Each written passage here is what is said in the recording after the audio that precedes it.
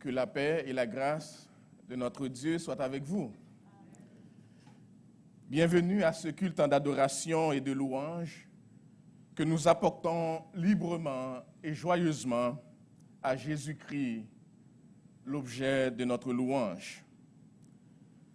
J'aimerais vous inviter, alors que nous apprêtons à cette adoration spéciale, vous inviter de vous défaire de tout fardeau, tout ce qui peut vous empêcher de vous consacrer totalement ou qui pourrait faire obstacle à votre adoration entière et totale au roi de l'univers, notre roi, le roi des rois. Joignez-vous à moi, vous qui êtes ici en présentiel, mais aussi vous qui êtes en ligne, pour adorer notre Seigneur, notre Sauveur, ensemble. Alors que l'équipe de louange s'apprête à nous joindre pour commencer cette adoration, je vais vous inviter à prier avec nous. Notre bon Père Céleste, reçois l'offrande de notre cœur que nous t'apportons avec joie ce matin. Tu es digne de toute louange, de toute adoration. Et nous prions, Père, que notre cœur, notre âme tout entière soit consacré, dédié, dévoué à te servir, à te louer ce matin. Et que l'adoration que nous t'apportons, même des cœurs faibles, soit comme un parfum de bonne odeur que tu voudrais agréer. Reçois cette adoration au nom et par les mérites de Jésus, notre divin Sauveur et Seigneur, qui vit dans l'unité avec toi et avec le Saint-Esprit, au siècle des siècles. Amen. Attire-moi à toi, l'équipe de louange.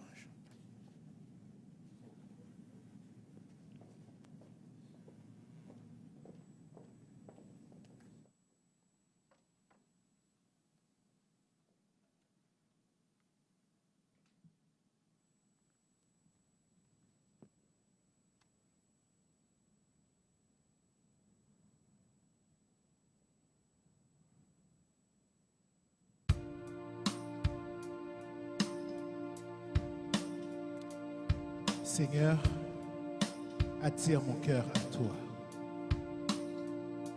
L'équipe de louange veut inviter le Seigneur ce matin parmi nous. Viens siéger dans l'adoration et dans la louange de ton peuple ce matin. Notre désir est d'être tout près de toi, car tu es notre délivrance dans le danger. Et c'est ta présence, divin berger. Seigneur, attire. Seigneur, attire mon cœur à toi. Je te désire. Je te désire tout près de moi. Faites cette prière dans votre cœur. Ma délivrance.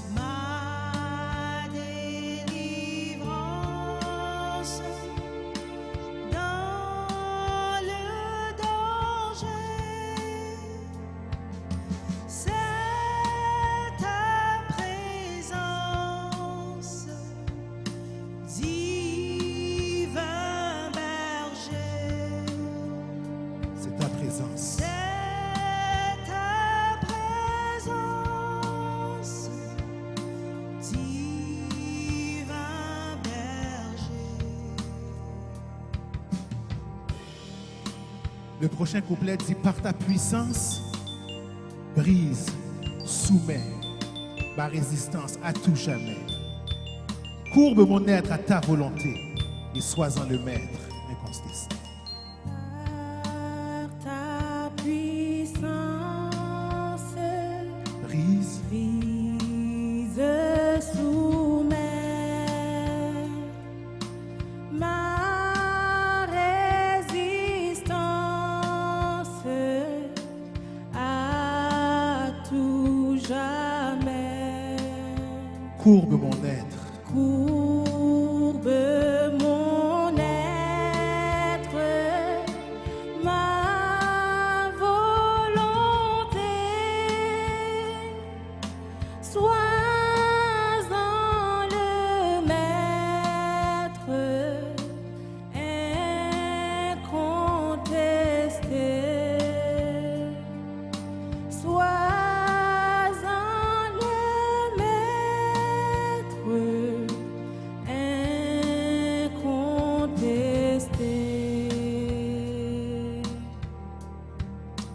Ô Seigneur, quand je contemple près de la croix ton grand exemple, Jésus, mon roi, je n'aspire qu'à t'imiter tant je désire te ressembler. Quand je contemple Merci Seigneur. près de ta croix, ton grand exemple, Jésus mon roi.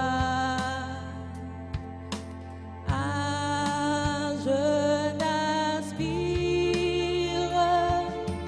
qu'à t'imiter. Tant je désire Tant je désire te ressembler. oui, je veux être plus près de toi, Seigneur. Tant je désire te ressembler.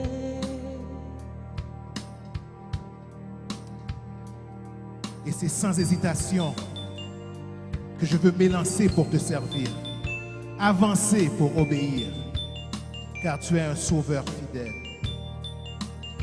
Prends, Quand je m'élance pour te servir, et prends, je m'avance pour t'obéir. quand je m'avance Yes. pour te servir, Là, sous ton aile, là sous ton aile, loin du péché, sauveur fidèle, Sauveur fidèle, tiens-moi caché. Sauveur fidèle,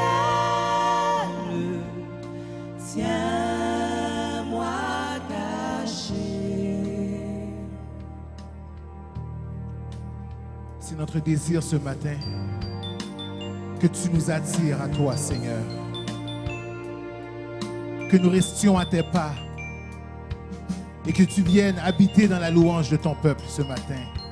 Tu es le bienvenu, Saint-Esprit. Manifeste-toi parmi nous ce matin. C'est là notre prière. Dans le nom de Jésus. Amen.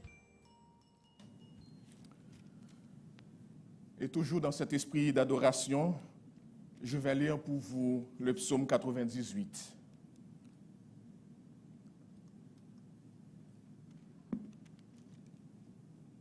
Psaume 98. Chantez à l'Éternel un cantique nouveau, car il a fait des prodiges. Sa droite et son bras saint lui sont venus en aide. L'Éternel a manifesté son salut. Il a révélé sa justice aux yeux des nations. Il s'est souvenu de sa bonté et de sa fidélité envers la maison d'Israël. Toutes les extrémités de la terre ont vu le salut de notre Dieu. Poussez vers l'Éternel des cris de joie, vous tous, habitants de la terre. Faites éclater votre allégresse et chantez. Chantez à l'Éternel avec la harpe. Avec la harpe, chantez des cantiques. Avec des trompettes et au son du corps, poussez des cris de joie devant le roi, l'Éternel. Que la mer retentisse avec tout ce qu'elle contient. Que le monde et ceux qui l'habitent éclatent d'allégresse. Que les fleuves battent des mains. Que toutes les montagnes poussent des cris de joie devant l'Éternel. Car il vient pour juger la terre. Il jugera le monde avec justice et les peuples avec équité. Parole du Seigneur. Je vais vous demander de vous mettre debout, continuer notre louange, notre adoration vers ce grand Dieu, ce seul Dieu que nous adorons, que nous louons, que nous exaltons. Il n'y a personne comme lui dans le ciel et sur la terre, car toi seul es Dieu.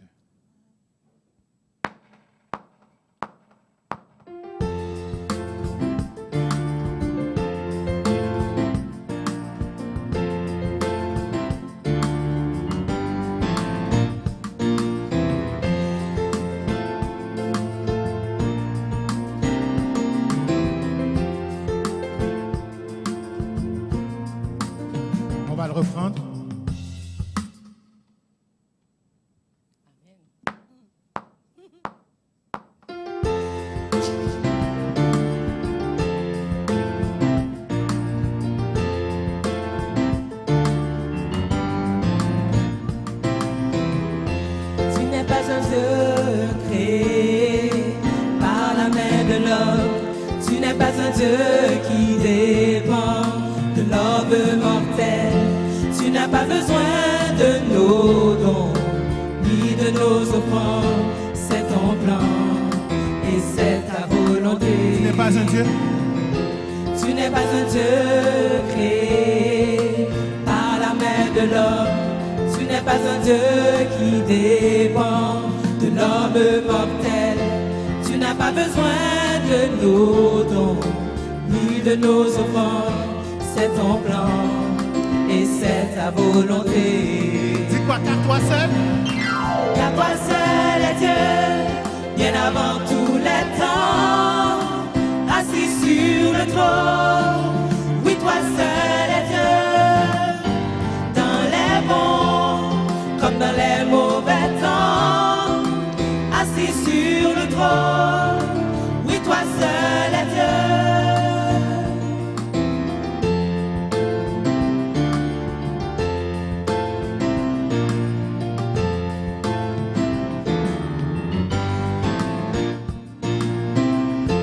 Tu es le seul Dieu, ton pouvoir ne peut se contenir. Tu es le seul Dieu, ta louange ne va jamais finir. Tu es le seul Dieu, toi seul est digne de nos offrandes. Tu es Dieu et c'est ta volonté. Car toi seul est Dieu, bien avant tous les temps, assis sur le trône. Oui, toi seul est Dieu, dans les bons comme dans les mauvais temps, assis sur le trône. Oui, toi seul est Dieu. Incomparable. Incomparable, incomparable, inébranlable, inébranlable, à l'infini, à l'infini. Oui, c'est bien toi, oui, c'est bien toi. Incomparable, incomparable, inébranlable, inébranlable, à l'infini, à l'infini. Oui, c'est bien toi, oui, c'est bien toi. Dieu de l'univers, extraordinaire, extraordinaire. Dieu de lumière, Dieu de lumière. Oui, c'est bien toi, oui, c'est bien toi. Tu es mon sauveur, tu es mon sauveur, mon libérateur, tu règnes Seigneur, tu règnes oui, Seigneur. C'est bien toi, oui, c'est bien toi. Car toi seul est Dieu, bien avant tous les temps, assis sur le trône.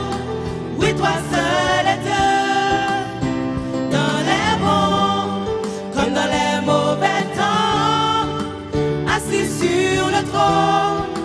Oui, toi seul est Dieu. Car toi seul est Dieu.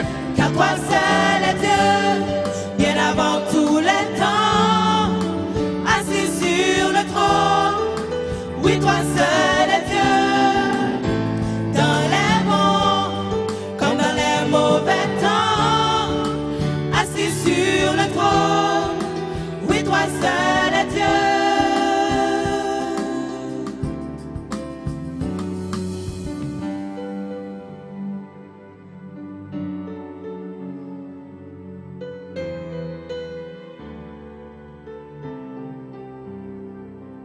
Oh, je t'adore, oui, je t'honore et je t'élève. Tu es mon Dieu. Oh, je t'adore, oui, je t'honore et je t'élève. Tu es mon Dieu. Oh, je t'adore et je t'honore et je t'élève. Tu es mon Une dernière Dieu. fois, moi je t'adore. Oh, je t'adore et je t'honore et je t'élève. Tu es mon Dieu.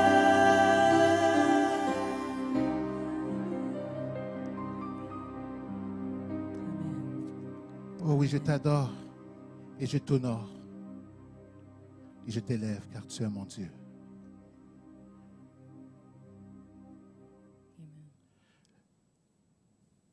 Le prochain chant que nous allons chanter a des paroles assez profondes. Et je tenais à dire cela en termes d'introduction. On peut voir au British Museum à Londres, dans la salle des émaux, une pièce extrêmement rare. Il s'agit d'un vase en émaux d'une valeur exceptionnelle. Or, un jour, un fou, profitant d'un moment d'inattention du gardien, poussa le vase et le fit tomber sur le sol et il se brisa en 1000 morceaux. On aurait pu croire le vase irréparable. Mais la direction du musée, connaissant trop bien la valeur de la pièce, fit appel à un spécialiste qui patiemment rassembla les morceaux. Il refit le vase tel qu'on peut le voir aujourd'hui et l'admirer. Qui ne connaît pas son histoire? Si magnifique. Les raccords ont été faits avec une telle habileté qu'ils sont pratiquement invisibles. Le directeur du musée a pris soin de mettre à côté de l'objet une étiquette relatant cet épisode. Mais bien des gens incrédules n'arrivent pas à le croire. Pourtant, c'est la stricte réalité. L'homme connaît le même sort que ce vase, mes frères et sœurs. D'une beauté originelle, il a subi la dégradation totale à cause du péché. Mais par la grâce de Jésus-Christ, il peut retrouver sa beauté. L'histoire de ce vase est celle de cet homme. Le vase a connu 3 étapes successives. Sa beauté originelle, sa destruction en 1000 morceaux et sa prodigieuse restauration. Quant à l'homme, il a connu son état de perfection originelle. Par la chute, subit une dégradation totale. Alléluia. Mais par la grâce de Jésus-Christ, il peut retrouver sa beauté. Ne t'étonne pas que je t'ai dit, il faut que vous naissiez de nouveau. Jean 3, 7. Mes frères et sœurs, rappelons-nous d'où le Seigneur est venu nous chercher. Rappelons-nous ce qu'il a fait dans notre vie, afin que nous puissions manifester cette même grâce à notre prochain. Vase d'argile.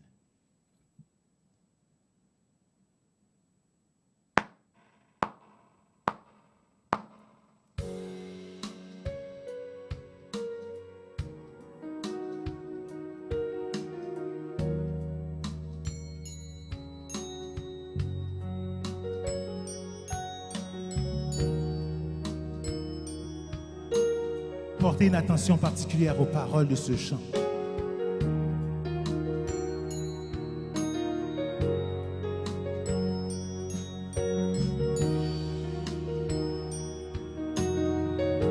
J'étais brisé.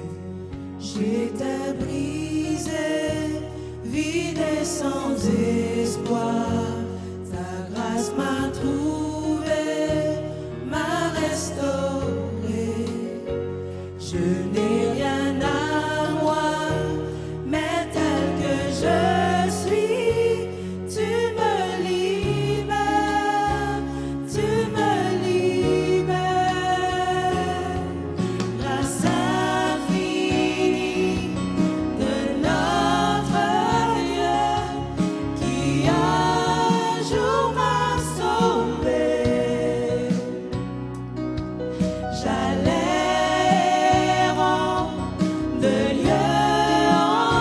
quand tu m'as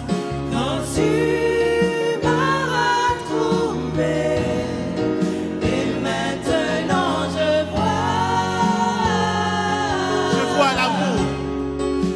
vois l'amour, la grâce dans tes yeux, donnant ta vie pour moi, me ramenant de la mort à la vie.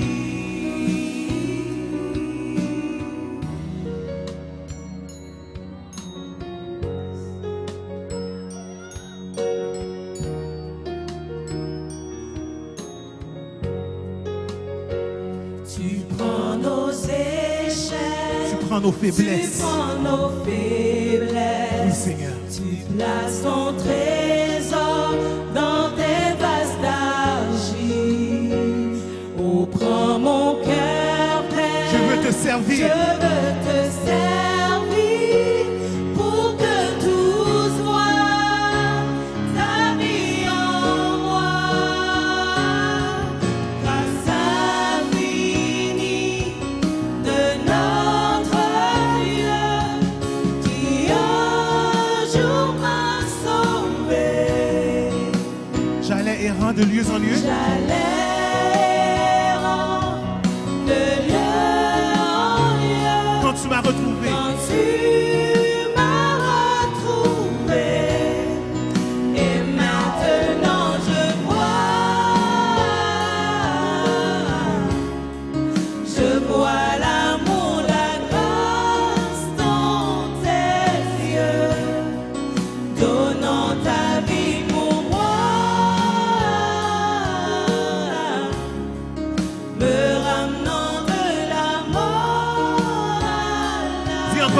Et maintenant je vois.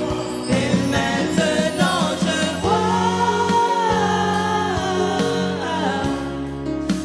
vois l'amour, la grâce dans tes yeux, donnant ta vie pour moi, me ramenant de la mort à la vie.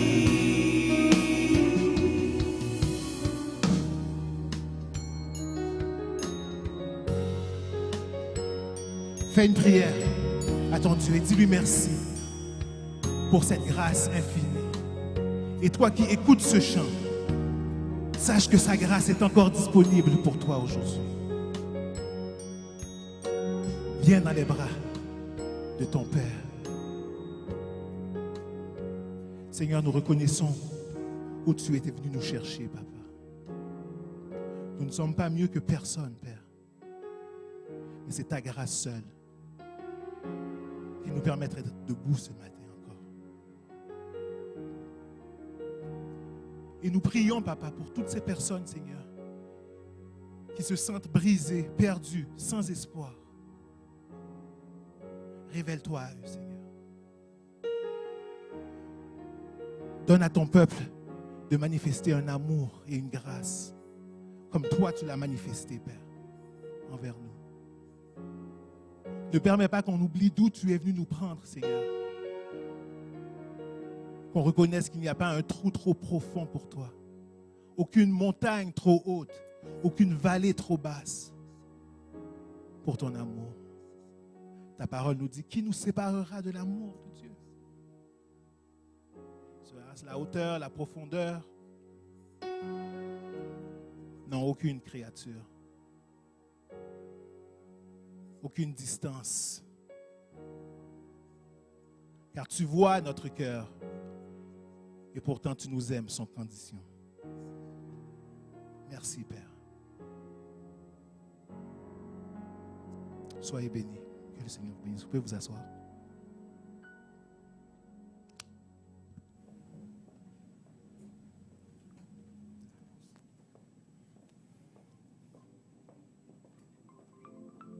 Bonjour Église missionnaire évangélique baptiste de l'Outaouais. Voici vos annonces pour la semaine. Pour cette semaine, nous avons temps de prière mardi à 11h. Mercredi, nous avons notre étude biblique à 19h. Et en même temps, il y a aussi la session pour les jeunes filles, aussi à 19h sur Zoom. Vendredi, nous avons notre temps de prière à 19h en préparation pour la Sainte Seine. Dimanche, nous irons à la table du Seigneur et pour ceux qui seront en ligne, n'oubliez pas de préparer les éléments utilisés comme symbole habituel pour notre célébration. Tous les dimanches, nous continuons de nous rencontrer en personne. Pour participer en direct, vous devez vous inscrire sur notre site web. Et si vous voulez célébrer le Seigneur avec nous en ligne, soyez connectés sur le YouTube d'Emebo à partir de 10h. Tous les dimanches à partir de 16h, il y a culte en ligne pour les enfants de 7 ans à 12 ans. Si votre enfant n'est pas encore inscrit, s'il vous plaît, contactez frère Jean Fanol à jeanfanol@gmail.com. Pour les dîmes et les offrandes, nous continuons de le faire de manière électronique par virement Interact. L'adresse courriel, c'est trésorerie@emebo.org. Dans la section questions, vous mettez l'objet de votre don, que ce soit dîme, offrande, action de grâce, mission. Et le mot de passe à utiliser, c'est Emebo 84. À tous ceux qui célèbrent un anniversaire de naissance, de mariage, de conversion cette semaine, nous vous souhaitons un joyeux anniversaire et bonne semaine à tous.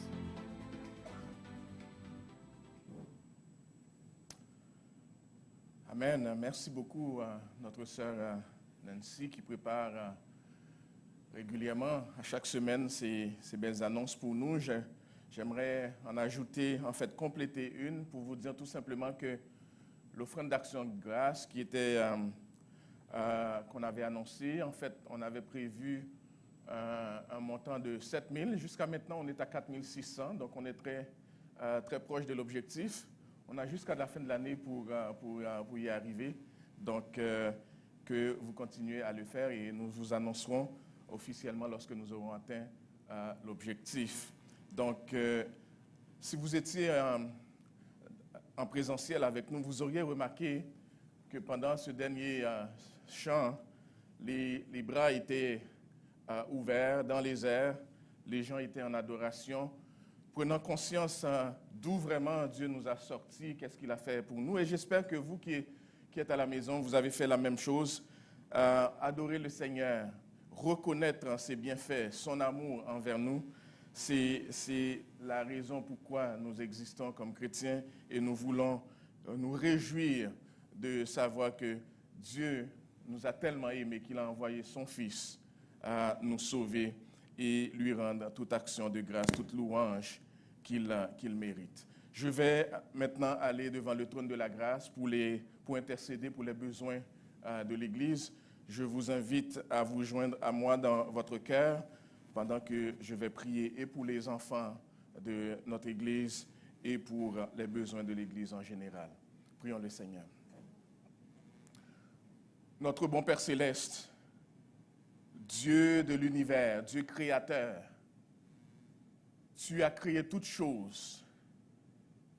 Et pour ajouter à la beauté de ta création, tu nous as créé l'homme et la femme.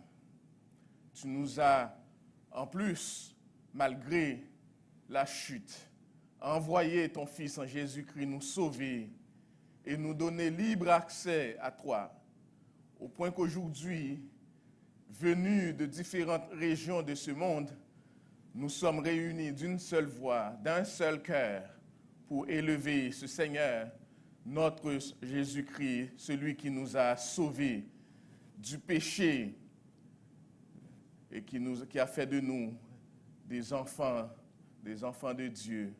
Et nous pouvons t'adorer ce matin avec joie. Nous pouvons t'adorer en élevant un cœur joyeux, en étant excités dans l'allégresse, parce que nous savons quel aurait été notre passé si tu n'étais pas venu nous sauver. Et prenant conscience de cela, nous ne pouvons que te rendre action de grâce, que te louer, que t'élever. Tu es le Dieu d'amour, infiniment grand, éternellement puissant, riche en bonté et en miséricorde. Merci pour ta grâce. Merci pour le privilège de pouvoir le faire. Et ce matin, comment ne pas te prier pour que nous voyions nos enfants t'adorer avec cette même joie, cette même allégresse, parce que, Seigneur, tu les auras sauvés eux aussi, et tu les auras préparés à devenir des servantes, des serviteurs de Jésus-Christ, là où tu les places. Nous prions pour ta bénédiction sur leur vie. Nous prions que tout jeune, qu'ils choisissent, parce que tu auras convaincu leur cœur par le Saint-Esprit, de marcher avec toi, de te servir, et d'être des témoins fidèles, malgré leur jeune âge, là où tu les places. Dans les écoles, dans les groupes de sport, dans les différentes activités avec d'autres camarades, qu'ils soient des témoins évidents, fidèles de Jésus. Je prie que tu les protèges des influences de ce monde et que tu les gardes pour toi. Je prie, Seigneur, que tu mettes déjà ton sceau sur leur vie et que lorsqu'on les entend parler, lorsqu'on les voit aller, qu'on voit des jeunes serviteurs de Jésus-Christ. Et nous prions, Seigneur, que le plan que tu as pour eux réussisse, que tu les amènes jusqu'au port. Et je prie dans le nom de Jésus qu'ils soient la tête, jamais la queue. Tu nous as sauvés pour que nos enfants deviennent tes disciples. Et nous prions qu'ils en soient ainsi. Fais grâce au Père. Alors que nous prions, Seigneur, pour nos enfants, nous voulons aussi remettre toutes les familles de l'Église entre tes mains. Tu vois, Seigneur, nos besoins. Tu connais les difficultés par lesquelles nous passons. Et nous prions, Seigneur, que nos familles soient des familles spirituelles où l'amour de Jésus-Christ est enseigné, où la lecture de la parole n'est pas un fardeau, où ton peuple trouve de l'intérêt à te prier, à grandir en stature, en grâce et en sagesse, où le désir, Seigneur, de te connaître, de connaître ta volonté pour mieux te servir et te suivre, est une réalité dans notre vie et que nous soyons des familles obéissantes à ta parole. Ce matin, Père, nous prions pour ceux et celles d'entre nous qui sont malades. Nous prions pour une visite, nous prions pour une guérison, nous prions pour un toucher. Nous prions, Seigneur, pour une autre perspective, pour que ces souffrances qui ont tendance à nous amener à penser à autre chose, à penser que tu ne nous aimes pas, nous prions que tu les éloignes, ces pensées de nous, et que tu nous gardes dans les yeux fixés sur Jésus, parce que nous savons que tu ne seras jamais indifférent à nos besoins. Tu sais pourquoi tu nous laisses passer par la vallée de l'ombre de la mort. Mais tu nous as garanti que tu resteras notre berger, malgré le fait que nous passons par ces temps difficiles. Nous prions que tu visites, Seigneur, nos personnes cancéreuses, ceux qui souffrent avec des douleurs dans leur corps. Nous les remettons entre tes mains. Et nous prions, Seigneur, pour ceux qui sont découragés, abattus et qui ont besoin que ta main puissante aille les prendre pour les relever. Nous les remettons entre tes mains. Visite, ô Dieu, nos couples. Visite les jeunes. Visite nos personnes âgées. Visite nos poupons. Fais grâce que les familles de cette Église soient ensemble, unies, d'une seule voix, pour reconnaître Jésus, notre bien-aimé Sauveur et Seigneur. Père, nous prions pour nos frères et sœurs persécutés dans le monde, qui n'ont pas ce libre accès à toi en présentiel, en Église, pour t'adorer. Mais nous savons, Seigneur, que ton esprit est en eux et qu'ils peuvent t'adorer en esprit et en vérité. Nous prions que tu les visites, que tu les encourages, que tu les consoles, que tu leur donnes, Seigneur, de l'encouragement, de manière à ce que peu importe ce qui arrive sur leur chemin, qu'ils continuent à persévérer, qu'ils tiennent bon, parce que toi, tu seras toujours avec eux. Seigneur, nous avons prié pour nos malades, mais aussi pour nos personnes en deuil. Et nous en avons parmi nous, nous en avons parmi nos frères et sœurs. Nous prions, Seigneur, que tu les consoles leur cœur et que tu les amènes, Seigneur, à avoir les yeux fixés sur Jésus, pour que même dans leurs pleurs, ils puissent trouver consolation en toi. Et utilise-nous que tu mets autour de ces personnes pour leur apporter, pour leur témoigner ton amour, pour les encourager, pour prier pour eux, pour elles, de manière à ce qu'elles tiennent ferme.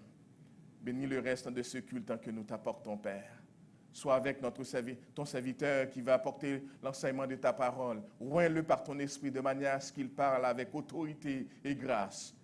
Et que ton message, Seigneur, vienne nous rejoindre pour mieux nous former, nous préparer, Seigneur, à mieux te servir. Fais au-delà de ce que nous pouvons demander ou même penser. Bénis les offrandes et les dîmes que ton peuple t'apporte en reconnaissance de tous tes bienfaits envers nous et du privilège de pouvoir travailler et avoir de quoi subvenir à nos besoins. Multiplie le peu que nous t'apportons pour la gloire de ton Saint-Nom et pour notre bénédiction à chacun. Parce que nous avons prié et demandé toutes ces choses au nom et par les mérites de Jésus, notre divin Sauveur et Seigneur, qui vit et règne au siècle des siècles. Amen. Amen. Et j'espère que vous êtes tous ouïs maintenant pour entendre l'enseignement de la parole de Dieu avec notre frère, Pasteur Gordon.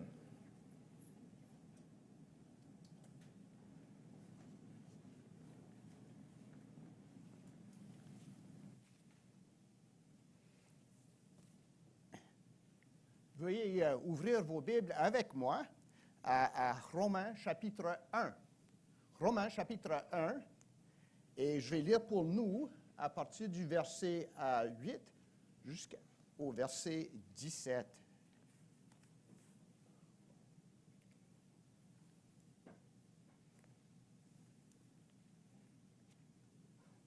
L'apôtre Paul a écrit aux Galates qu'il avait écrit dans de lettres, de grandes lettres. Mais moi, les lettres de ma Bible ne sont pas assez grandes, donc je porte mes lunettes. Romains chapitre 1, je vais lire à partir du verset 8. Écoutons la parole de Dieu. Je rends d'abord grâce à mon Dieu par Jésus-Christ, au sujet de vous tous, de ce que votre foi est renommée dans le monde entier. Dieu, que je sers en mon esprit dans l'évangile de son Fils, mes témoins que je fais sans cesse mention de vous, demandant continuellement dans mes prières d'avoir enfin, par sa volonté, le bonheur d'aller vers vous, car je désire vous voir pour vous communiquer quelques dons spirituels afin que vous soyez affermis, ou plutôt, afin que nous soyons encouragés ensemble au milieu de vous par la foi qui nous est commune, à vous et à moi. Je ne veux pas vous laisser ignorer, frères, que j'ai souvent formé le projet d'aller vous voir, afin de recueillir quelques fruits parmi vous, comme parmi les autres nations, mais j'en ai été empêché jusqu'ici. Je me dois aux Grecs et aux barbares, aux savants et aux ignorants. Ainsi, j'ai un vif désir de vous annoncer aussi l'Évangile à vous qui êtes à Rome. Car je n'ai point honte de l'Évangile. C'est une puissance de Dieu pour le salut de quiconque croit, du juif premièrement, puis du grec. Parce qu'en lui est révélée la justice de Dieu par la foi et pour la foi, selon qu'il est écrit, le juste vivra par la foi, parole du Seigneur. Puis ce matin, on va se pencher sur ces deux derniers versets. Je n'ai point honte de l'Évangile. Puis la question pour nous ce matin, l'Évangile, est-ce honte ou fonte? Est-ce que c'est une honte pour nous, une fonte pour notre salut? Mais comme vous le sachiez bien peut-être, c'est que c'est le dimanche de la Réforme, lorsque les croyants protestants se souviennent de cette redécouverte de l'Évangile, la sortir des ténèbres et de toutes les traditions qu'il avait enterrées dans les 15e, 16e siècles. La Réforme, c'est un retour aux sources.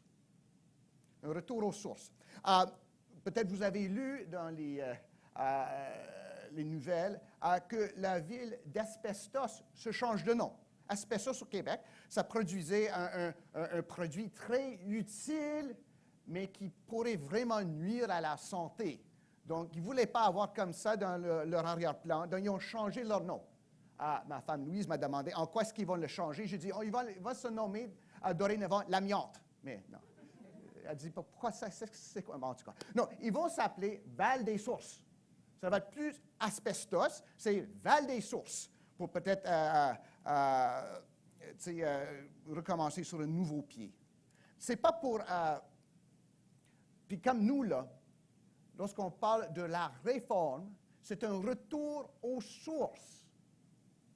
Pas juste pour changer un nom, pour échanger une tradition contre une autre, peut-être une nouvelle façon de dompter Dieu contre une ancienne façon de dompter Dieu. La Réforme, dans les années du 15e, du 16e siècle, ce n'était pas ça du tout.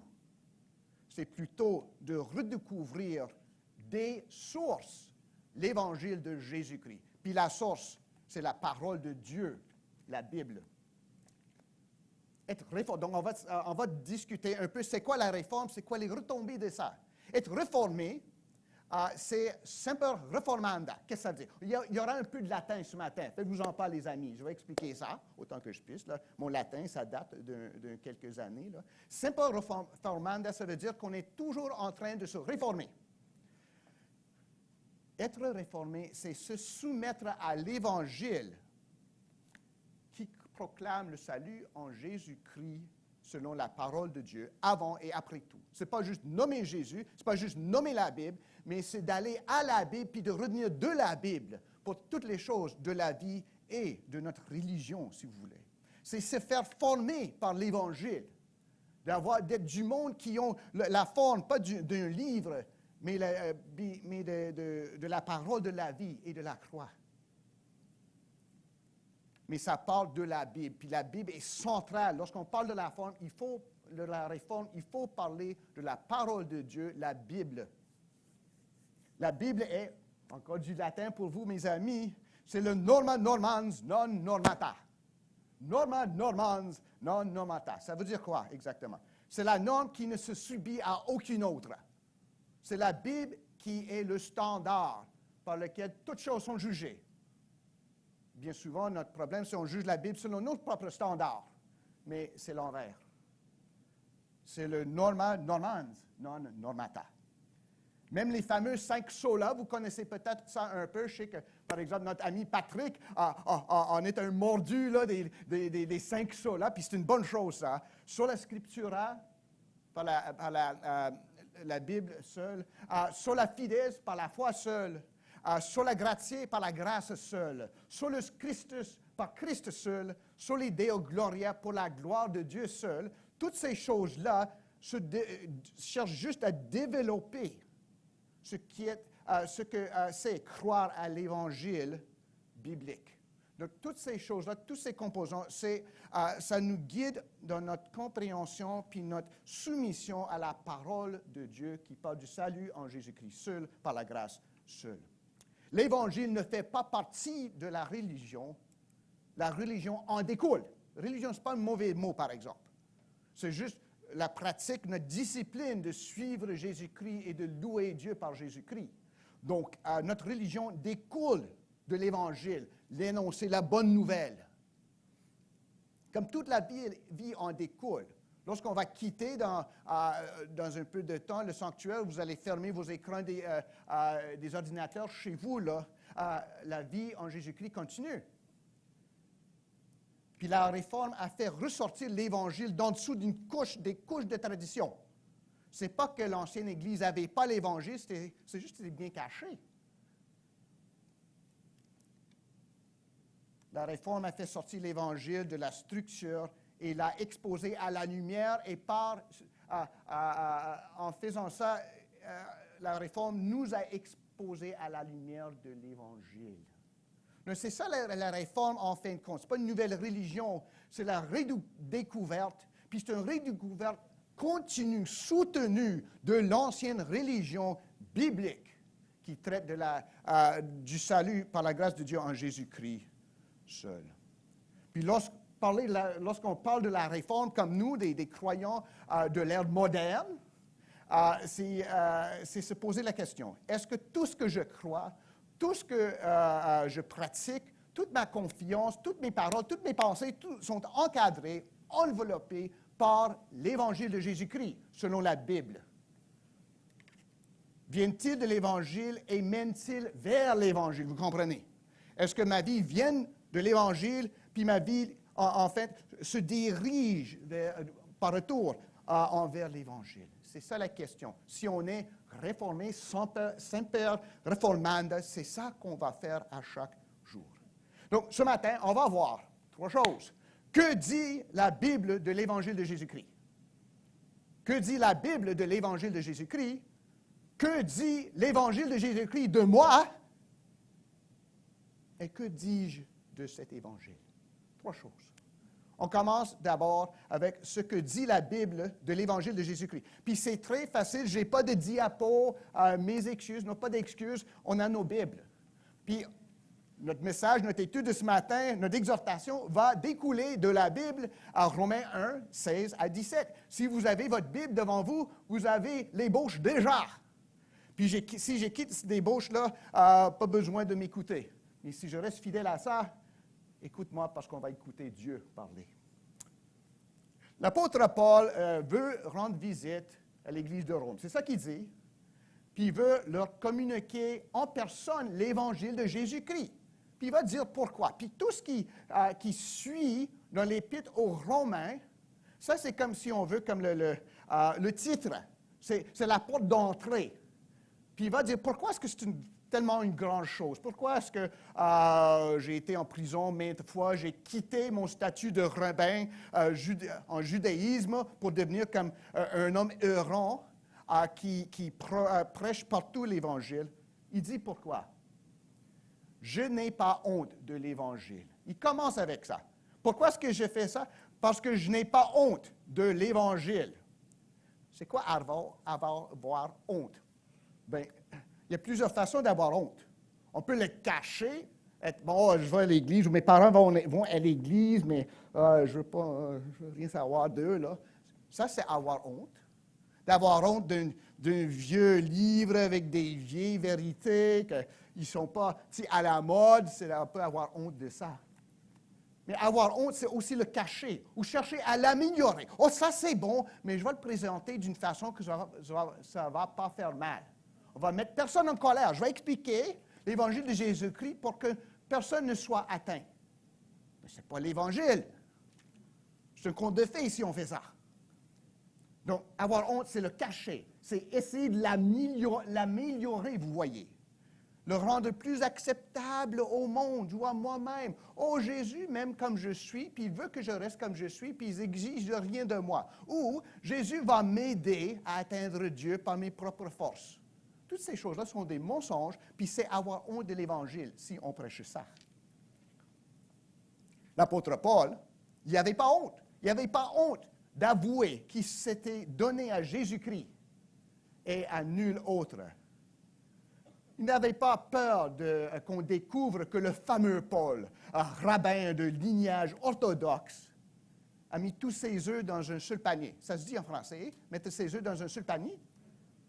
Sur le panier, c'était Jésus-Christ mort et ressuscité et sa justice imputée. Puis on va définir c'est quoi ça. Pour Paul, l'Évangile est tout. Ce n'est pas juste qu'il n'y a pas honte, il est fier de l'Évangile. Il n'est pas fier de lui-même, il est fier de l'Évangile. À sa lumière, tout autre espoir, justice, fierté s'effondre. Pour Paul, à la lumière de l'Évangile, Jésus-Christ est l'espoir. C'est loin d'avoir honte, c'est d'avoir trouvé l'espoir de la vie qui se trouve seulement en Jésus-Christ. C'est pour ça que Paul dit qu'il n'y a pas honte.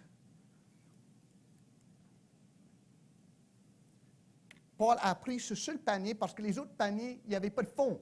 Tu mets tes œufs là-dedans, puis tombe à terre, puis crac, c'est fini, là. Ce panier qui est, c'est Jésus-Christ. Et ce panier nous donne Dieu en Christ et la vie en lui. C'est pourquoi que Paul se concentre là-dessus. C'est pourquoi la Réforme a été tellement occupée à redécouvrir la parole de Dieu et ce qu'elle disait de Jésus-Christ, sans toutes des distractions, des traditions, des additions. Parce qu'eux autres, il n'y avait pas honte de l'Évangile non plus. Est-ce que moi, j'ai honte de l'Évangile? Est-ce que, bon, je vais à l'Église, mais bon, je ne vais pas parler de Jésus, c'est juste que je suis une bonne personne, puis je vais à l'Église avec d'autres bonnes personnes, puis tous ensemble, nous sommes des bonnes personnes. Mais ça, c'est avoir... Ben, vous riez, mais c'est ça qu'on dit des fois. Ça, c'est des bonnes personnes, c'est où ce qu'ils finissent? À l'enfer. Jésus n'est pas mort pour de bonnes personnes, pour du bon monde. Il est mort pour des pécheurs, des vases brisés, craqués à terre, tout en morceaux. Il n'a pas dit, oh, je vois de potentiel dans ces morceaux-là, ils vont se rassembler ensemble, puis je vais donner ma bénédiction. Non, il prend tout ça dans ses mains, lui qui a formé ça, puis il remet ça en forme pour que ce soit acceptable à son Dieu, à notre Dieu en Jésus-Christ. Est-ce que j'ai cette fierté de l'Évangile? Pas d'aller à l'Église, pas d'être une bonne personne, mais fier que Dieu a envoyé Jésus-Christ, puis m'en a fait part de ce qu'il a fait, et il m'a demandé, m'a commandé de venir à lui, puis mettre tous mes œufs dans son panier, qui est Jésus-Christ. Cet Évangile qui rend manifestement inutile toute ma religion, mes forces, il me donne Jésus, et tout en lui. Quel échange, hein? Panier sans fond contre un panier plein d'œufs, puis la vie éternelle. Donc, je n'ai pas honte de l'Évangile, Paul dit. Pourquoi? C'est une puissance de Dieu pour le salut de quiconque croit. Il n'y a pas honte de l'Évangile, puis bien souvent, je connais du monde, ils appuient comme des équipes de football, puis ça, puis même des équipes de football qui sont en train de perdre maintenant, là, ils ont commencé la saison, ils sont en perdre, là, maintenant, ils sont en train de perdre des matchs. Mais pourquoi? Parce qu'ils vont gagner le Super Bowl, s'il y en a un? Bon, c'est pas ça. L'apôtre Paul dit ici, c'est une puissance, ou c'est la puissance, Bible du Semeur, là, c'est la puissance de Dieu. Au temps de la Réforme, le salut se faisait présenter comme don de l'Église, obtenu par des exercices religieux situé dans un organisme ecclésial distribué par des officiers de l'Église et un processus, le salut, qui durait la vie longue avec un verdict incertain à la fin. Vous voyez? Puis bien souvent, on n'a pas changé. On vient à l'Église pour l'Église nous sauve. Ou il faut que le pasteur me bénisse, me donne une bénédiction pour que je sois en bon état devant Dieu. Ça, c'est retomber dans une religion des ténèbres. Dans le temps, le monde avait besoin de l'Église pour être sauvé, mais ils regardaient l'Église, puis ils voyaient comment ça se fait, le monde sait quoi, de quoi qu'ils parlent. Ils disent une chose, ils agissent de l'autre façon. Je n'ai pas d'espoir du tout. Puis tout autour de moi, c'est la peste. C'est la pauvreté, c'est la maladie. Je vais à l'église où, comme on dit, quand ils donnent le salut, puis je vois là, puis le monde ne sait pas de quoi ils parlent, puis ils ne vivent pas selon même, pour la plupart, de ce qu'ils disaient. Je n'ai pas d'espoir. Puis là-dedans, dans cette situation, vient la réforme qui va réexposer la parole de Dieu, où se trouve la vraie puissance de Dieu à sauver. Donc, l'apôtre Paul, bien avant la Réforme, a dit qu'il n'y a pas honte de l'Évangile, car c'est une puissance de Dieu pour le salut. Une religion réformée, centrée sur l'Évangile, libère le salut du contrôle de tout organisme, soit-il ecclésial, soit-il civil, pour donner à l'Esprit de Dieu qui parle par la parole libre course. On est semper reformanda, si vous voulez, parce que l'Esprit de Dieu continue à parler dans l'Église. Pas d'une façon qu'il n'avait pas parlé avant, mais il remet l'emphase sur ce qu'il disait, ce qu'il faisait, ce qu'il fait depuis le temps de Jésus-Christ. Donc, on ne se soumet pas à un organisme, on se soumet à la direction du Saint-Esprit qui parle à travers la parole de Dieu. La une religion réformée va enlever tout médiateur entre Dieu et moi, sauf Jésus-Christ. Église, pasteur béni, moins, bonnes œuvres, sacrements, toutes ces choses-là, une religion réformée les enlève pour que Jésus soit le seul médiateur. Parce qu'il y a juste un médiateur entre Dieu et l'homme Jésus-Christ, qui est Dieu lui-même. 1 Timothée 2 et 5. Et la religion réformée, c'est une puissance de Dieu pour le salut parce que ça nous donne l'assurance du salut. C'est peut-être quelque chose, bien souvent, on est du monde qui sont trop assurés. Oh, j'ai été à l'église, j'ai donné, j'ai levé ma main là, puis je vais aller au ciel. Ça, c'est une assurance douteuse. Mais dans le temps, puis bien souvent, autour de nous, il y a du monde qui disent, on ne peut pas savoir si on est sauvé. Oui, la Bible, oui, Jésus-Christ, oui, la grâce de Dieu, oui, son Fils qui est mort sur la croix, mais on ne peut pas savoir. Ça enlève l'assurance au monde, puis c'est une insulte à Dieu, qu'il envoie son Fils pour qu'on puisse peut-être penser ou douter ou se demander si on est sauvé. Si on est à Jésus-Christ, on est sauvé. Il n'y a pas de doute là-dedans. La Bible nous dit que ces choses-là sont écrites pour que nous sachions que nous ayons la vie éternelle en Jésus-Christ. Donc, ça, c'est un des autres points centraux. C'est une puissance de Dieu, pas pour la doute, mais pour le salut. Lorsqu'on prêche l'Évangile de Jésus-Christ, lorsqu'on par la grâce souveraine de Dieu, on se tourne vers Jésus-Christ par la foi, on est sauvé. On doit faire des œuvres par la suite parce que ça va découler de nous naturellement. C'est comme si on prend un seau, puis on perd des trous là-dedans, puis l'eau coule. Les bonnes œuvres, ça va couler du croyant comme ça. Mais ce n'est pas ces bonnes œuvres qui nous sauvent. C'est la grâce de Dieu en Jésus-Christ. Puis nous pouvons savoir, avoir l'assurance, si on croit à Jésus-Christ, qu'on est sauvé aujourd'hui. Pas Dieu va avoir, je vais voir, là, c'est comme en probatoire. Là. On va voir dans 2 ans, 3 ans, si c'est une bonne personne. Non, non, Dieu, il sait. Il sauve ses élus par Jésus-Christ, par le moyen de la foi. Donc, si on est en Jésus-Christ, on est sauvé. Ayez la confiance. Ça, c'est une autre chose qu'on a redécouvert à travers la Réforme. Dieu est puissant à sauver, non à nous laisser douter, s'angoisser en Jésus-Christ. et l'Évangile est suffisant à présenter ce salut, à nous y donner libre accès. Il y en a qui disent, non, c'est trop facile, j'écoute ça, j'entends ça, puis je crois à Jésus-Christ. C'est trop facile. Ce n'est pas trop facile, c'est impossible. Vous voyez? Croire en Jésus-Christ, c'est impossible. Ce n'est pas possible du tout. Ce n'est pas logique. Mais c'est l'œuvre de Dieu Tout-Puissant, par son Saint-Esprit, qui nous convertit afin que nous croyions en Jésus-Christ. Ce n'est pas trop facile, c'est impossible. Mais une fois que c'est fait par Dieu, c'est suffisant. Plus que suffisant, amplement suffisant, on pourrait même dire. C'est la puissance de Dieu au salut. L'apôtre Paul, face aux empires, à l'Empire romain, à toute la religion, les religions, si on peut dire, parce que c'était des polythéistes, les Romains, face au judaïsme, lui, il pouvait dire, un pauvre ex-rabbin, errant, souvent en prison, je connais la puissance de Dieu, je l'ai vu dans l'Évangile, puis c'est puissant à sauver. Dieu Tout-Puissant exerce sa puissance par la puissance de l'Évangile, puis ça suffit. La Réforme ouvre ça, puis ça met tout à côté, tous nous qui nous pensons grand-chose en Jésus, qui pensons que nous faisons grande affaire pour Dieu. Il se sert de nous, il n'y a pas besoin de nous.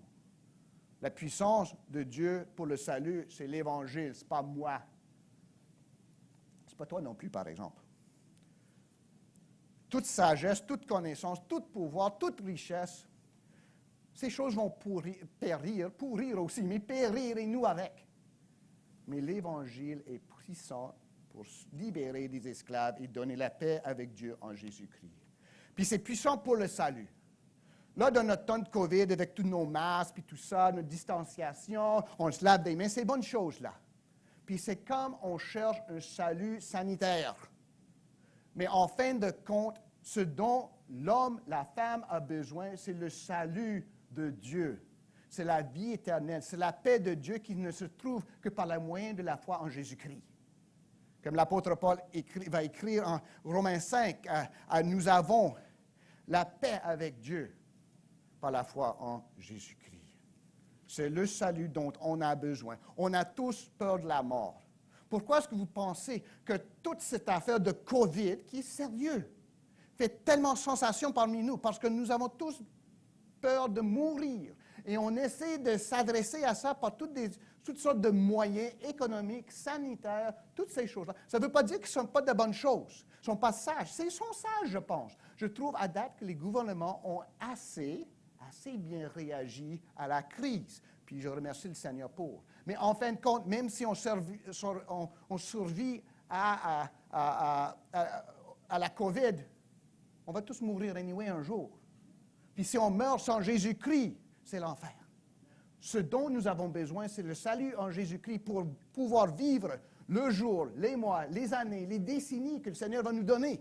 C'est seulement dans cette vie-là, cette assurance, ce salut, que ça va valoir la peine de vivre ces années.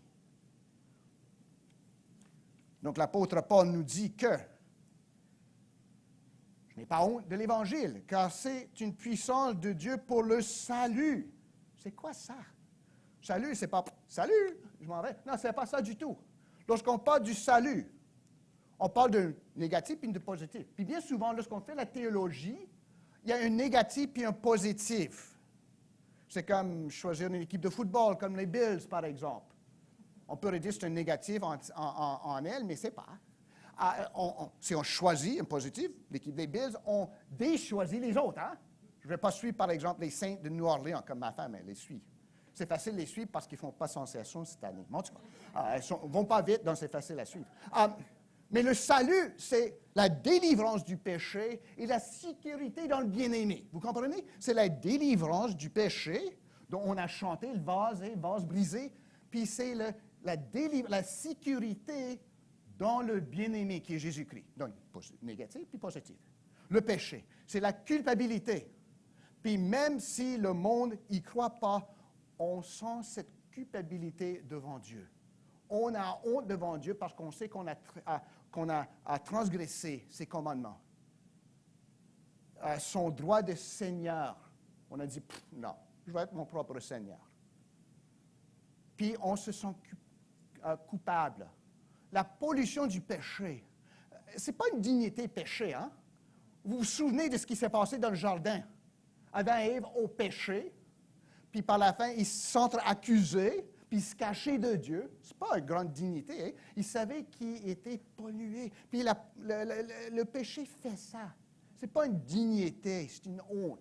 Paul n'a pas honte de l'Évangile, mais la honte du péché, parce que le péché cause la honte. Ça cause la culpabilité. Ça nous ouvre à la punition de Dieu, parce qu'on a offensé contre le Tout-Puissant.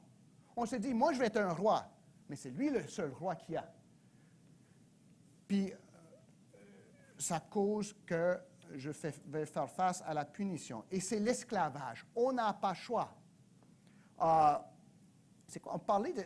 Je ne sais pas chez nous, on parlait de la cocaïne l'autre jour. On ne touche pas à ça. Mais, non, c'est pas drôle, on ne touche pas à ça. Mais un de mes profs de théologie systématique, c'était un évangéliste avant de devenir prof de systématique. Il était vraiment drôle, ce bonhomme-là. Il venait de la Malaisie, en tout cas.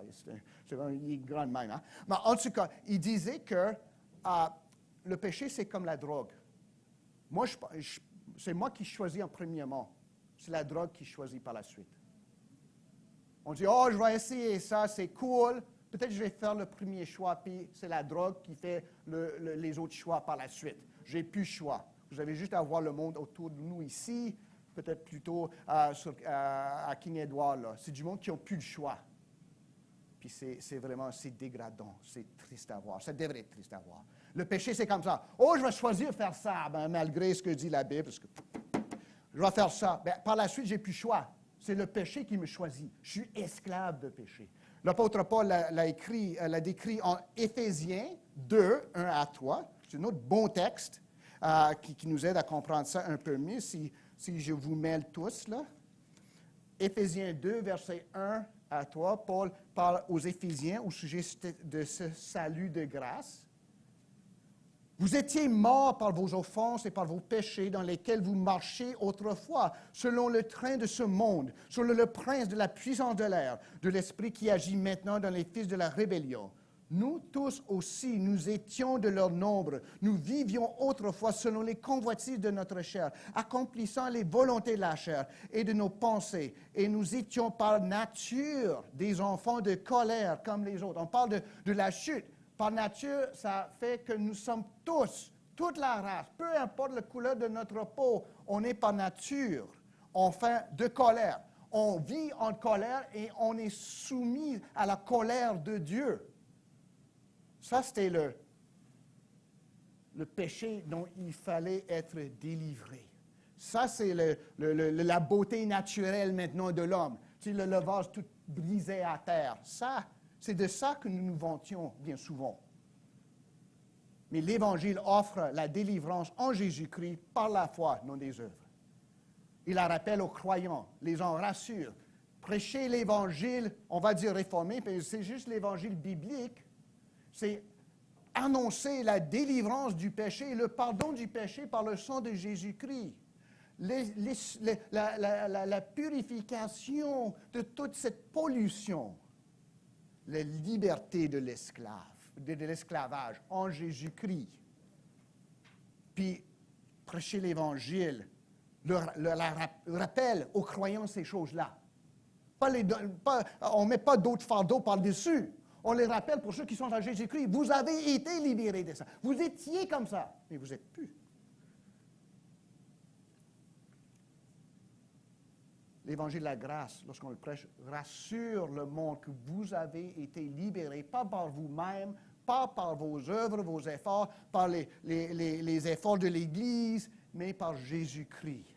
Donc, c'est une libération. Le salut, c'est une délivrance du péché, mais c'est aussi une sécurité dans le bien-aimé. Ça rime. La sécurité, ça veut dire qu'on a la justice. On est juste devant Dieu en Jésus-Christ.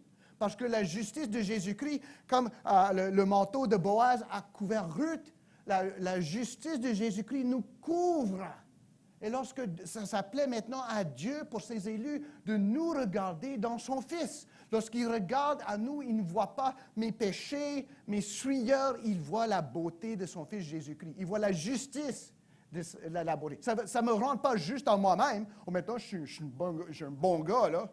Non, c'est que je suis couvert par la justice de Jésus-Christ. Ça m'est imputé. Puis ça fait partie si on veut, de la théologie réformée, que la justice de Dieu en Jésus-Christ nous couvre, nous est imputée. Puis on va dire, la justice, ben pourquoi est-ce que Dieu s'en fait trop? Il pourrait juste laisser faire, n'est-ce pas? Non. La sécurité que nous avons dans le bien-aimé, c'est la justice, la sainteté. On est considéré en Jésus-Christ saint devant Dieu. Plus de souillure, plus de pourriture devant Dieu dont on devrait avoir honte. On n'a plus besoin d'avoir honte devant Dieu parce que Jésus-Christ nous couvre avec sa sainteté. Puis on vit dans la sainteté. On a la liberté aussi, pas à faire tout ce que nous voulons, mais à faire tout ce que Dieu veut en Jésus-Christ pour nous, qui va devenir tout ce que nous voulons. Hein? Ça marche bien, ça. Puis on a la bénédiction de Dieu. Il nous dit que nous sommes bien-aimés. Mais Dieu, verset 4 d'Éphésiens 2, mais Dieu qui est riche en miséricorde à cause du grand amour dont il nous a aimés, nous qui étions morts par nos offenses, nous a rendus à la vie avec Christ. Pas juste en Christ, mais avec Christ. On est considérés ensemble avec Jésus-Christ par la grâce de Dieu. C'est par la grâce que vous êtes sauvés. Il nous a ressuscités ensemble et nous a fait asseoir ensemble dans les lieux célestes en Jésus-Christ, afin de montrer dans les siècles à venir l'infinie richesse de sa grâce par sa bonté envers nous en Jésus-Christ. Ça, c'est vraiment quelque chose. Ça, c'est le salut de l'Évangile. Ce n'est pas le salut par les œuvres de l'homme, par les œuvres de l'Église, mais c'est ça que les réformateurs essayaient de réintroduire, et pour honorer et glorifier Dieu, et pour donner l'assurance à ceux qui étaient perdus, mais qui avaient été trouvés par Jésus-Christ. Puis c'est le salut de quiconque croit. Ce n'est plus question juste pour les Juifs. L'Évangile, maintenant, c'est annoncé à tout homme. Puis tous sont commandés à venir à Dieu en Jésus-Christ. C'est Jésus qui réalise les promesses de Dieu selon l'Ancienne Alliance. Donc c'est annoncé, c'est le salut du Juif, premièrement, puis du Grec. Autrement dit, tous ceux qui viennent à Dieu en Jésus-Christ, c'est le peuple maintenant de Dieu. C'est le nouvel Israël. C'est le peuple choisi de Dieu. Donc, c'est ça que la Bible dit de l'Évangile de Jésus-Christ. Maintenant, il faut se poser la question, qu'est-ce que dit l'Évangile de moi? On a parlé de l'Évangile en tant qu'annoncer bonne nouvelle de Jésus-Christ. Maintenant, on vise un peu. L'Évangile, ça dit quoi de moi? Bon, on retourne à notre texte, une bonne chose là. Verset 17. Parce qu'en lui, en Jésus-Christ, est révélée la justice de Dieu par la foi et pour la foi, selon qu'il est écrit, le juste vivra par la foi. D'habitude, verset 16, bon, OK, je peux comprendre ça. Verset 17, OK, peut-être c'est un peu trop. Ce n'est pas trop. On a lu en Psaume 98, Pasteur Hassan a lu pour nous, mais deux versets, versets 2 et 3 de Psaume 98. L'Éternel a manifesté son salut, ça c'est Jésus-Christ. Il a révélé sa justice aux yeux des nations. Il s'est souvenu de sa bonté, de sa fidélité envers la maison d'Israël. Toutes les extrémités de la terre ont vu le salut de notre Dieu. Le salut et la justice, comment est-ce qu'ils vont ensemble? Parce qu'on dirait soit on est sauvé ou soit Dieu est juste. Mais si Dieu est juste et je ne suis pas juste, je ne suis pas sauvé. N'est-ce pas? Il y a un bonhomme qui s'appelait Martin Luther qui pensait ainsi. Puis il y avait une bonne raison pour penser ainsi. On lit ici, en lui, en Jésus-Christ, est révélé, ou dans l'Évangile si on veut, mais l'Évangile c'est Jésus-Christ. En lui, en l'Évangile, est révélée la justice de Dieu.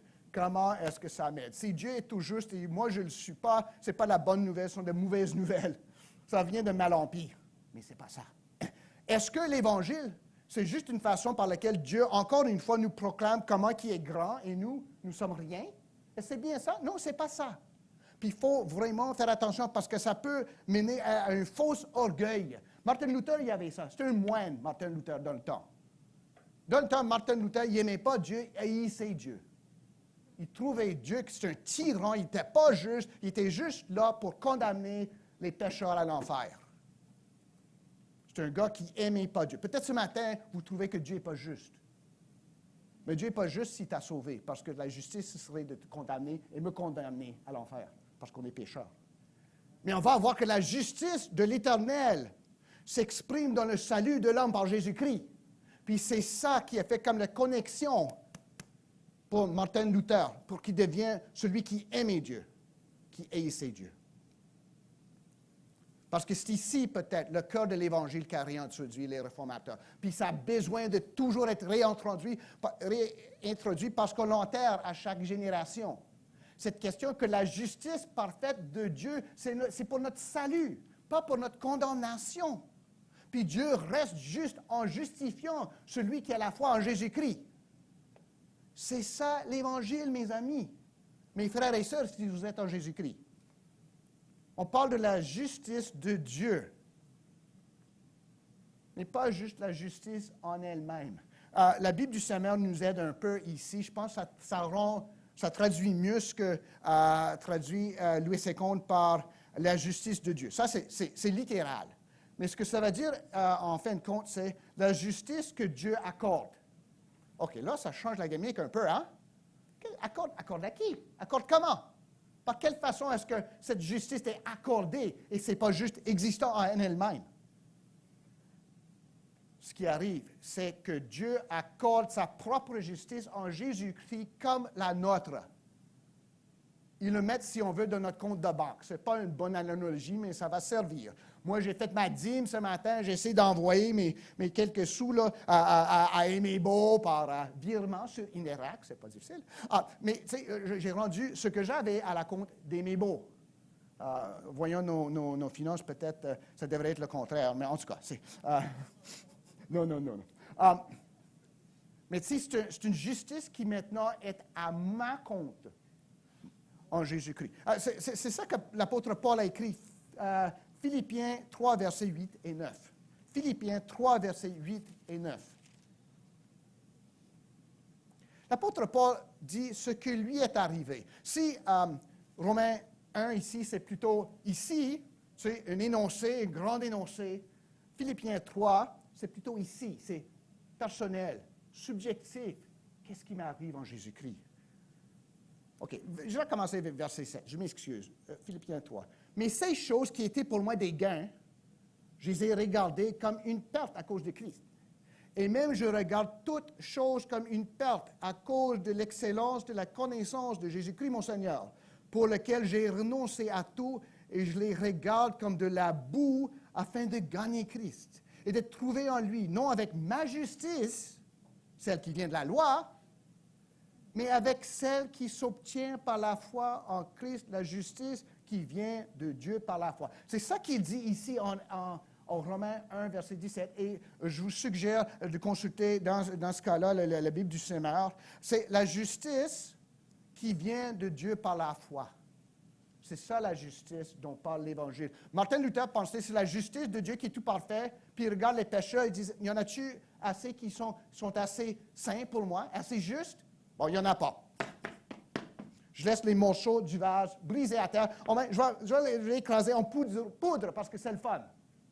Et c'est ça l'image de Dieu que certains avaient. C'est ça l'image de Dieu qu'avait Martin Luther. Puis là, en lisant ça, l'Esprit Saint lui a ouvert les yeux pour dire, non, la justice, ce n'est pas la justice de Dieu pour se vanter, pour m'écraser, c'est la justice pour me sauver. Donc la justice de Dieu m'est accordée en Jésus-Christ.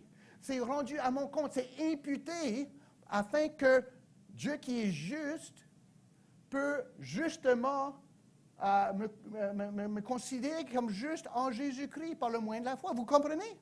C'est important. Si vous ne comprenez pas, vous allez manquer l'Évangile. C'est que Dieu a tout fait en nous rendant à son égard juste par la justice de Jésus-Christ, pas par ma propre justice. Tout d'un coup, plus besoin, je vais à l'Église pour louer le Seigneur, pour servir le Seigneur. Mais ce n'est pas l'Église, ce n'est pas l'hiérarchie qui me fournit le salut. C'est Dieu lui-même seul. Mais une fois que Dieu a fourni ce salut, c'est fini. Donc, justifier par la foi, c'est justifier une fois pour toutes. Ce n'est pas question comme avant, OK, je vais être justifié, puis je vais faire du backfill, puis je vais serrer, ça va tenir. C'est comme lorsqu'on essaie de coller quelque chose contre le mur, là, puis on tient, là, puis on met encore de corps, là, des clous comme ça. Je ne sais pas si ça va tenir. Non, ce n'est pas ça du tout. Dieu nous a justifiés en Jésus-Christ. Donc, on est rendu, on est considéré juste, le plus juste qu'on va jamais être, parce que c'est la justice de Jésus-Christ, pas ma justice à moi qui me couvre. Je ne peux pas être plus juste qu'être juste en Jésus-Christ, n'est-ce pas? Est-ce que je suis mieux que Jésus-Christ? Ben non. Luther a vu ça, là. Puis non, il voit que la justice dont parle l'Évangile, pas juste ici, mais partout, la justice de Dieu s'est exercée envers nous, pour nous, par Dieu, par le moyen de la foi. C'est une justice étrangère en dehors de nous, mais c'est, latin encore, mes amis, je m'excuse, extranos, en dehors de nous, mais c'est accordé pour nous, pro nobis, pour nous. Donc ça, c'est le cœur, c'est les clés, c'est cette roche-là qu'on met sur le coin, là, en tout cas. Le pierre angulaire. Tout d'un coup, pour l'auteur, Dieu n'est plus un tyran sadique, mais celui qui couvre le croyant en amour par sa propre justice, malgré ses efforts du croyant. Si jamais vous écoutez l'Évangile prêché, puis vous pensez moins de Dieu, de la bonté de Dieu, vous avez mal compris, ou l'Évangile n'a pas été prêché. À chaque reprise qu'on prêche l'Évangile, vous devriez plus aimer Dieu, plus regarder sa bonté comme infiniment grande, puis me voir comme moins grande qu'avant, mais plus récipient de l'amour de Dieu en Jésus-Christ. Par la foi en Jésus-Christ, Dieu lui-même réalise notre besoin absolu de justice devant lui, sans lequel on est condamné. Ça ne change pas. L'Église médiévale l'avait juste, ça. Sans la justice de Dieu, on est fini. On est condamné comme criminel, puis on le mérite. Mais cette justice-là, Dieu le fournit lui-même en Jésus-Christ, pas en dehors de Jésus-Christ. C'est pour ça que Jésus, c'est le seul moyen de salut. Ce n'est pas parce qu'on veut que tout le monde soit à notre Église, on aimerait bien, mais c'est parce que la seule justice qui sauve, c'est la justice qui se trouve en Jésus-Christ. Ce n'est même pas la religion chrétienne qui sauve, c'est Jésus-Christ qui sauve. Si vous pouvez trouver une autre façon d'être sauvé, d'avoir la justice de Dieu, vous vous êtes trompé. Puis avec ça, qu'est-ce que l'Évangile dit de moi? Selon Luther, l'Épître aux Romains cherche à abattre et détruire, comme Jérémie, premier chapitre de Jérémie, à abattre et détruire toute sagesse et justice qui se situerait dans la chair. Vous comprenez? Bien souvent, oh, je lis la Bible, je me sens bien. Bien, faites attention, là. Peut-être vous le lisez mal. Parce que si je lis l'Épître aux Romains, je devrais, si je ne suis pas en Christ, me sentir terrible, horrible, pas terrible, horrible. Parce que ça m'accuse d'être un fraude. De dire, je me pense juste ou je vais essayer d'impressionner Dieu, mais je ne suis pas capable. L'Évangile, selon l'Épître aux Romains, cherche à élargir notre compréhension de c'est quoi le péché pour nous faire diminuer nos propres yeux, mais nous faire agrandir Dieu et sa bonté à nos yeux. Moi, j'ai rendu visite chez Pasteur Louis et Rosalie cette semaine.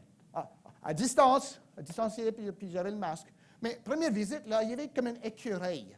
Je l'aime bien, c'est un petit comme un rat avec un queue, hein? Un écureuil. Bien, les écureuils, d'habitude, ils ont peur, hein? Bien, cet écureuil-là, je ne sais pas qu'est-ce qu'il y a. Pasteur Louis me disait que le monde leur donne à manger. Ne donne pas à manger aux écureuils, là. Parce que cet écureuil-là était comme ça, devant moi. Je dis, oui, qu'est-ce que t'as? T'as la rage, toi? Il est comme ça, comme qui voulait quelque chose. Puis je me tassais, puis il se tassait. Puis là, j'étais en habit de motocyclette, j'avais ma motocyclette, là, grande moto, là. Puis il est comme ça. Ben, cet écureuil-là, ben, je lui ai donné, là. Bien souvent, ça, c'est nous. L'homme naturel, il est comme ça devant Dieu. Je vais te donner, Dieu, je vais te montrer comment bien que je suis. L'Église va m'aider, ma bonté personnelle va m'aider, puis on va se parler, toi et moi, là, Dieu. Martin Luther nous dit que, selon l'Épître aux Romains, ça nous rappelle qu'on n'est que des écureuils comme ça. Des écureuils un peu fous. Ça nous enlève toute notre justice naturelle pour nous exposer à la bonté de Dieu en Jésus-Christ et à notre besoin de la justice de Dieu en Jésus-Christ. Donc, l'Évangile bien écrit va nous abattre pour nous rebâtir de nouveau. Ça ne va pas nous jeter à terre parce qu'on est déjà là, tous des morceaux. Mais il va mettre la lumière là-dessus pour dire, il faut que Dieu ramasse ces morceaux. Il faut que Dieu les mette ensemble pour que tu ressembles à la vase que tu étais avant. Pas à la boue, mais à la vase. Notre vraie bonté, notre bonté personnelle, ce n'est que pourriture selon l'Évangile. Mais selon Dieu, en Jésus-Christ, couvert de sa justice, c'est la beauté de Dieu en Jésus-Christ. C'est la justice de Dieu en Jésus-Christ. Puis ça, c'est l'Évangile. Puis on ne peut avoir accès à ça que par la foi. Mais une fois, ayant eu accès à ça par la foi, on a cette justice. Vous comprenez? Pas question, OK, j'ai cette justice, mais il faut faire ça, il faut faire ci, il faut faire ça, il faut que quelqu'un me fasse ça. Non. Si on a Jésus, on a tout ce dont nous avons besoin. Si nous n'avons pas Jésus par la foi, on n'a pas rien anyway. Vous pouvez aller à l'église 8 fois la semaine. Ça ne profite à rien si vous n'avez pas Jésus-Christ. C'est pour la foi et par la foi. C'est une phrase difficile à interpréter.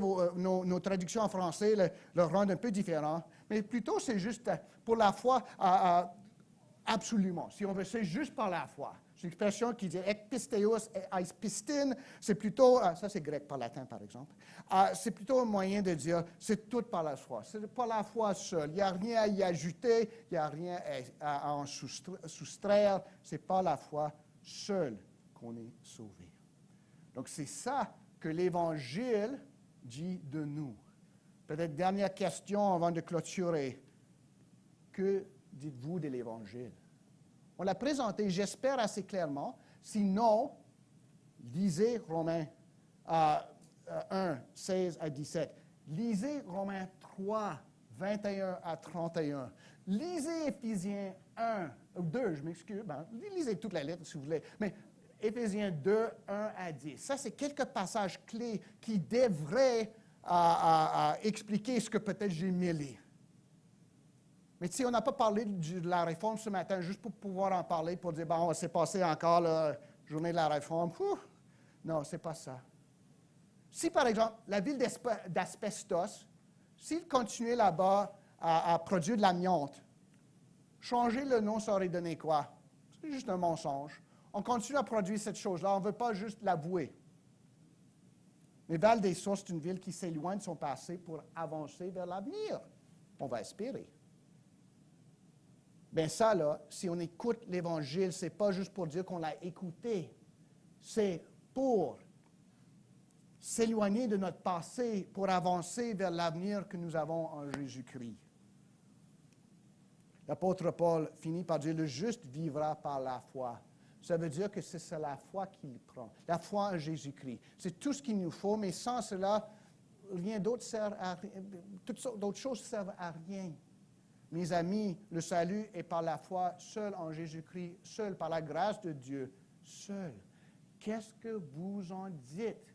Même pas à moi, pas nécessaire de me dire, j'aimerais bien savoir qu'est-ce que vous pensez de Jésus-Christ, la foi, ça vous dit quoi? Mais c'est plutôt, vous avez à dire à Jésus-Christ, je crois à toi, Seigneur. J'ai besoin de la justice de Dieu. Tous mes efforts à date, on fait juste briser les morceaux en plus petites parties, là. J'ai besoin que tu me rassembles afin que moi je te ressemble. Ô Jésus, donne-moi la foi afin que je puisse croire à toi et avoir ta justice imputée à ma compte, afin que je n'ai rien à craindre aujourd'hui et à l'éternité. Que Dieu nous soit en aide pour ainsi faire confiance à son Fils qui s'est livré et parce qu'il nous aimait. Amen.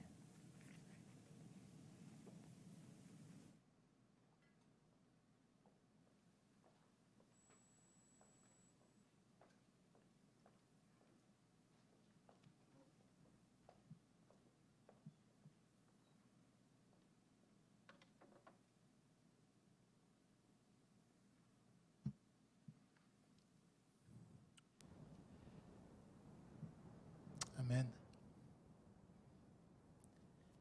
Et en ce dimanche de la Réforme où nous nous rappelons de ces vérités fondées sur notre foi, comme Pasteur Gordon vient de le dire, nous devons dire « je crois ». Nous devons affirmer notre amour, notre confiance en ce Sauveur, en Jésus-Christ. Mettons-nous debout. Nous allons prendre ce dernier chant qui est notre credo, qui sont ces « je crois » que tout chrétien doivent manifester ensemble. Je crois à la résurrection. Je crois en ton Fils. Je crois en Dieu le Père. Je crois au Saint-Esprit. Je crois qu'il fut conçu d'une vierge.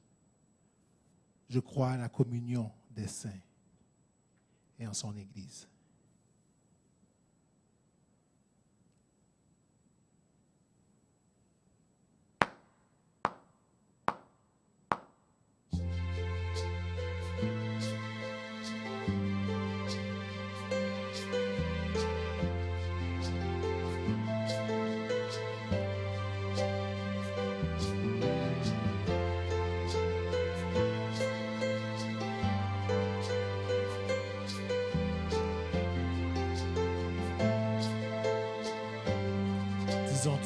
Notre Père éternel.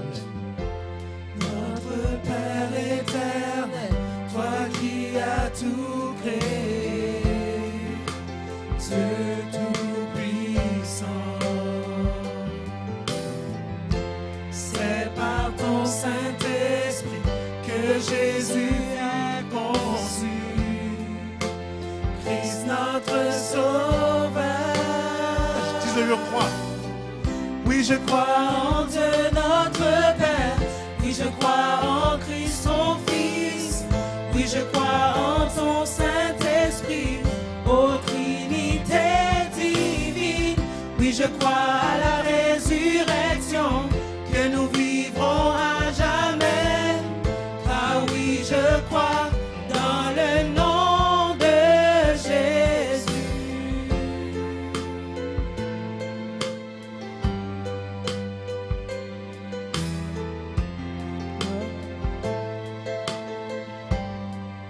Notre juge et défenseur.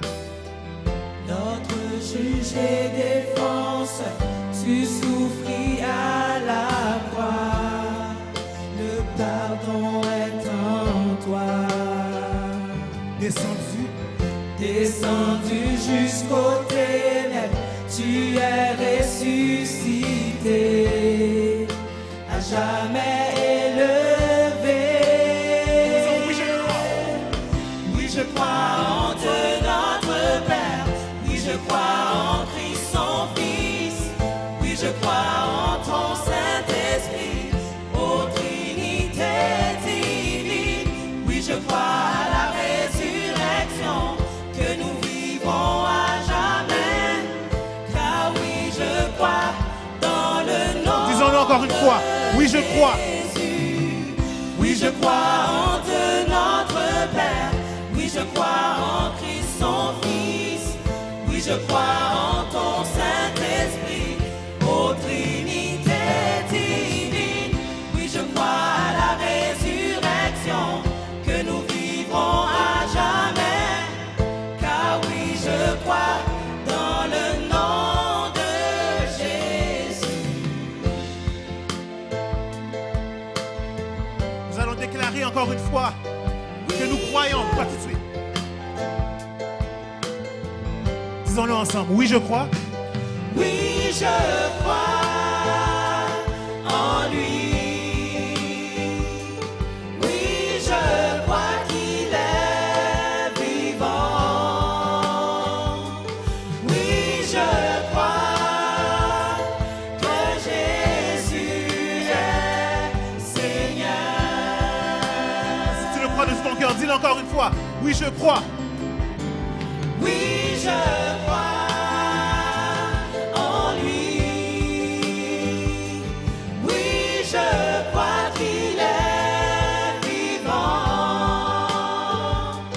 Oui, je crois que Jésus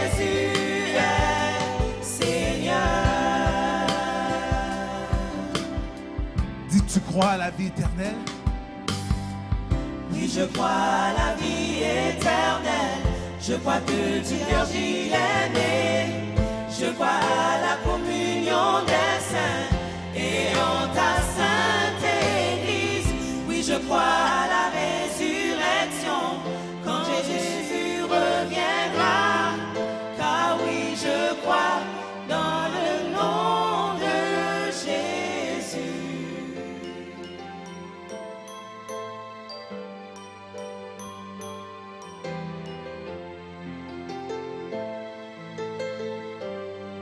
Oui, je crois.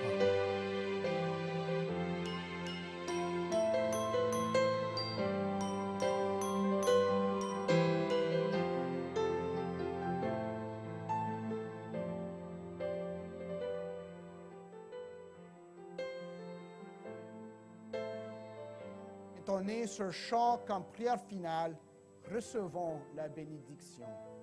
Or, à celui qui peut faire, par la puissance qui agit en nous, infiniment au-delà de tout ce que nous demandons ou pensons, à lui, soit la gloire dans l'Église et en Jésus-Christ, dans toutes les générations, au siècle des siècles. Allons dans la paix de Christ. Amen.